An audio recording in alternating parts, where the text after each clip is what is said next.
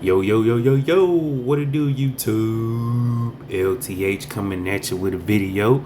713 the Bio City, we up in this joint.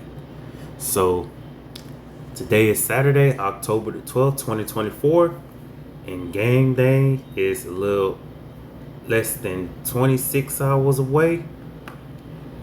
And the Texans are going to Foxborough looking to clinch their first ever win in Foxborough. No, having coming in to Foxborough 0-7 all time. And yeah, Drake May is going to be starting. And yeah, the last time the Texans faced off against a rookie quarterback in Foxborough, they got beat down by a score of 27-0 in 2016. Jacoby Brissett was the rookie starting quarterback at the time. So, as they're going to look to avoid deja vu when they take on Drake May, rookie Drake May, since the Patriots have benched Jacoby Brissett. And yeah, the Patriots are dealing with injuries, but so is the Texans, who are going to be without Nico Collins, who is on IR for 4 games at least. Hopefully he returns for that Detroit Lions game. And they are going to be without Kamari Lassiter, who's going to miss multiple games this month with a shoulder injury, though he was originally expected to miss only this game, but now he's going to be out for multiple games this month. It sucks, and D'Angelo Ross is going to be starting in his place. Though I would have hoped Jeff Okudah would start at CB2, but it's gonna see how D'Angelo Ross steps up tomorrow. And yeah, Lassiter is a loss, which is a pain in the ass type loss. And yet, no Christian Harris once again. Still miss. Hopefully, he's back next week versus Green Bay, along with Danico Autry, who also returns next week to boost up that Texans D line. And hopefully, and yeah, there are some players who are questionable for this game. Joe Mixon, who's gonna be, questionable. Who is Joe Mixon, Derek Barnett, and yeah, it's like 2 players that are questionable, actually. Oh, and Robert Woods is out. Robert Woods is gonna be out this game, which means. The offense is still stacked, but that just means like Stephon Diggs, Tank Dell, Xavier Hutchinson, John Metchie are gonna have to step it up a notch. And Tegan Quatoriano recently came back to the Texans after roster, so you got to get him involved along with Dalton Schultz involved. Still loaded, but and also Damian Pierce and Joe Mixon are going to be playing, so that's a good sign in that running back room. And I'm going to keep it a buck. I would have liked for Joe Mixon to rest one more game since they go into Green Bay next week, another hostile environment. But hey, hopefully Joe Mixon, balls out tomorrow, and hopefully no more injuries keep piling up, because man, these injuries freaking suck big time. But unfortunately, it is part of the game. And if I'm not mistaken, the weather is supposed to be, raining tomorrow. And so, to be honest, my honest opinion, I look at this as a potential trap game for the Texans. Because it's already enough that everything is possible in the NFL, including trap games. So, is this a trap game? Potentially so. So, yeah, it's never easy playing on the road. And I know it hasn't been easy playing in Foxborough, when Brady was there. But how can the Texans finally leave Foxborough with a W? I'm going to start out with some offensive keys. CJ Stroud's got to protect that ball better, because 2 turnovers in that second half last week was inexcusable. So Stroud got to be a lot more smarter with the rock. I know he's dynamic and he's got that great IQ, but Still doesn't change the fact that you gotta protect the ball better in the second half. I mean, yeah, early mistakes are one thing, but late mistakes late in games are brutal. So Stroud got to protect that rock at all times. Let CJ do CJ things. And like I say, players they got to step up the most is Xavier Hutchinson and John Mechie. And of course, Tank Dell got to have himself a breakout game too, man. Him and Diggs, because they're both due for a breakout game. And Dalton Schultz. And I wouldn't be surprised if Titus Howard sits out another game. But if he plays, then hey, so be it. But the offensive line gotta be disciplined. Open up holes for the running game and be more balanced too. If it means minimizing the offsetting penalties, because yeah, the false starts may not seem like a big deal, but it does, especially when a drive stalls because of dumb offsetting. Pre-snap penalties at that. So gotta minimize the offensive penalties, and protect Stroud at all times. And yeah, they got a pretty decent secondary. Christian Gonzalez, he's pretty good. I mean, and though I'm not sleeping on this Patriots team at all, but if Stroud, notices some weaknesses, hey, can't waste time. You got to be willing to exploit that defensive weakness on the Patriots, And of course, it all starts with running the football with Joe Mixon and taking the load off C.J. Stroud. Need him to have an effective game too. Him and Pierce. At least a decent day from Pierce. If he gets any load playing time. But the tight ends got to be involved too. Need Dalton Schultz to have a good game.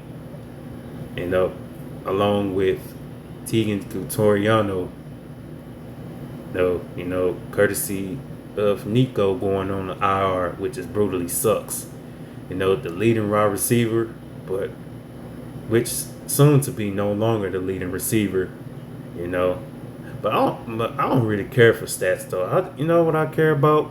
Offensive high sense of urgency. That's all inconsistency. That's all I care about. Regardless on what the stats look like.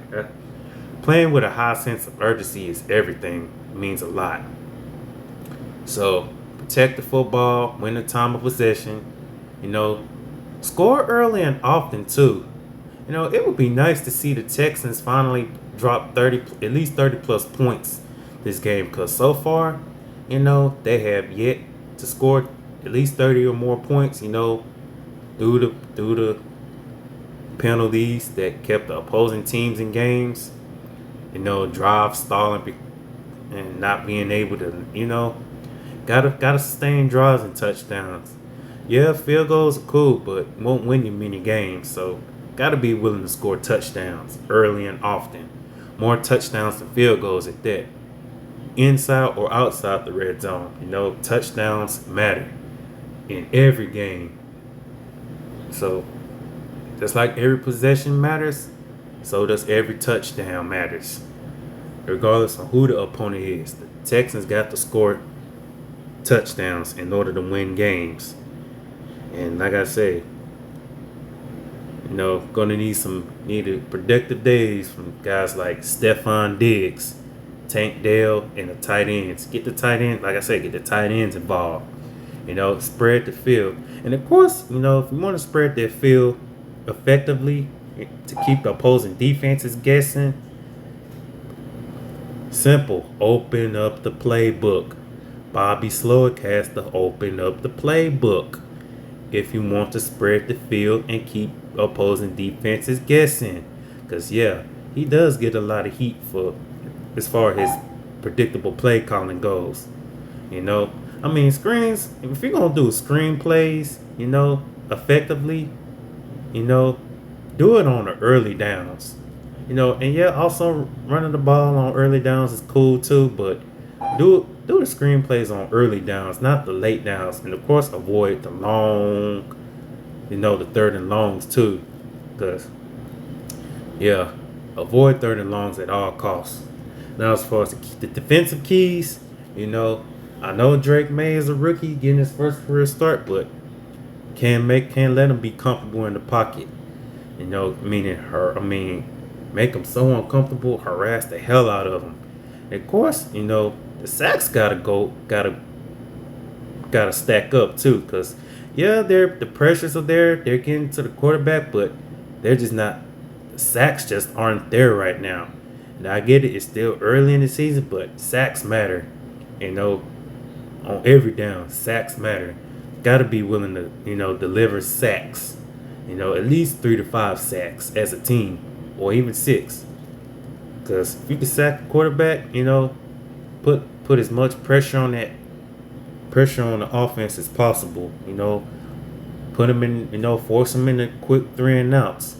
If it means the Texans offense opportunities to tire out the Patriots defense with either the run or the pass. So you gotta pressure Drake May. Don't give him no kind of time to throw, or even scramble a notch. And of course, the secondary has been good, even though they're going to be missing Kamari Lassiter, for multiple games this month. Like I say, it's going to be interesting to see how D'Angelo Ross steps up. And of course, Jimmy Ward is once again not playing with his injury-prone self. I don't understand why they gave him that extension. In which I'm not surprised that he's constantly getting hurt over and over. Which leads me to say that bringing in a safety, Micah Hyde is, well, if they want to make up for not bringing in Justin Simmons in the offseason, in which was a missed opportunity, if they want to make up for that, bring in Micah Hyde. I'll be all for it. Even if it's not guaranteed, bring in Micah Hyde. I'll be definitely all for that one. But yeah, secondary, got to do their thing and limit the big plays through the air. And of course, the run defense got to be a hell of a lot better. The run defense been pretty hit and miss so far. Gave up some pretty big runs. Left gaping holes for opposing running backs. Cause like I said, I don't care about the rankings, but they're like 16th or 17th in run defense. Run defense got to be better in stopping the run and not allowing opposing running backs to gain 10 and plus yards through the ground. Because I wouldn't be surprised if for the Patriots to try to run the ball on the Texans defense. It's all about the Texans having a defensive plan to stop the run. Because stopping the run matters. If they can stop the run, they got a shot to effectively get off the field. Because I said this before, if they stay on the field for too long, that defense is going to be gassed as hell. Which is going to lead to the opposing offense beating them up a notch. So if you want to get off the field, effectively stop the run and force them to third and longs and put tremendous pressure on that offense. And of course, you got to force some turnovers. Either for your forced fumble or an interception. Forced turnovers matter for sure. Jalen Petrie got to keep doing his thing. Kalen Bullock got to do his thing too. And of course, Derek Stingley got to continuously ball out. Like, lead this, it's the little things. If they can do the little things right, same with the offense. If they can do the little things right, hey, they should have no problem getting the big things done for sure on both sides of the ball. Because, like I said, the little things matter, man. And communication is one of them. Offense and defensive communication got to be on point. And, got to be on the same page at all times. Because the last thing this Texans team cannot do is take this Patriots team lightly. Take them completely serious. Because, like I say, I would love to see the Texans score 30 points for the first time this season. Because if you include the playoffs, the last time they scored 30 plus points is when they played the Browns in the playoffs when they put up 45 as a team.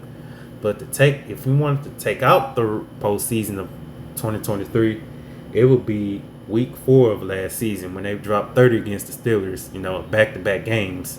37 versus Jacksonville week 3 and 30 points against the Steelers week 4 in that first Battle Red game at NRG. So, like I said, you want to spread, put points on the board, spread the field. And Bobby Slowick need to like, be effective, like coach his ass off. Even as an offensive coordinator, got to be more creative, like his own life depends on it. Of course, D'Amico's gonna call defensive plays and all. Defensive play calling got to be creative too. Confuse the life out that offense for sure. So if they can do that, hey, I think this team will be all right, going forward. But if they don't win this game, basically because of careless penalties that that gave the Patriots life, to take advantage of our mistakes, mental mistakes, which can haunt a team's chances of winning, and basically not putting enough points on the board. So, yeah, take care of the football, mistake-free football at that, because you can't make sloppy mistakes and expect to win games. I mean, yeah, all 4 of their wins have been close games, but I posted that on Twitter. Or if I said this before, they could be 1-4 or 0-5. The only winless team in the league at that. But at the end of the day, the Texans are 4-1. I mean, it may not have been the prettiest of wins, but hey, they're 4-1, currently leading the AFC South. Hell, even the 2 seed currently, in which, hey, I could give 2 craps about. Because, just want to take things one game at a time. So, yeah, Stroud, he's going to have to play his ass off this week. Second year, stacked offense, even with some injuries, gotta shut up certain narratives, as far as the Texans being overhyped / overrated team and all, despite a stacked offense, you got to play like one. And that all starts with scoring points on the board. More touchdowns than field goals. So, play smart, complementary football. That's all it takes. Smart, complementary football. And prove to everyone that this isn't a trap game that people portray it to be, But like I said, everything is possible in the NFL.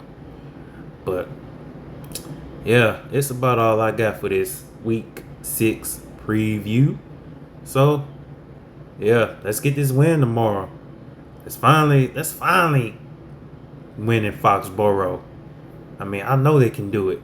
But it all starts with being smart as a team, And as long as they're not taking the Patriots lightly, there should be no excuses to why they don't walk out of Foxborough victorious. Because, yeah, bad losses are part of the game, unfortunately. But, hey, let's go get this dub tomorrow. And as far as the Texas Longhorns, let's get this win today against Oklahoma. If it means rinsing that bad taste out of their mouth from last year, when they suffered that stunning Red River loss last year, which literally knocked them out of the college football playoff. But let's go Texans, let's go Longhorns. To my next video, LTH checking on up out of here, 713 to Bio City, always and forever. Go Houston Texans. Woo!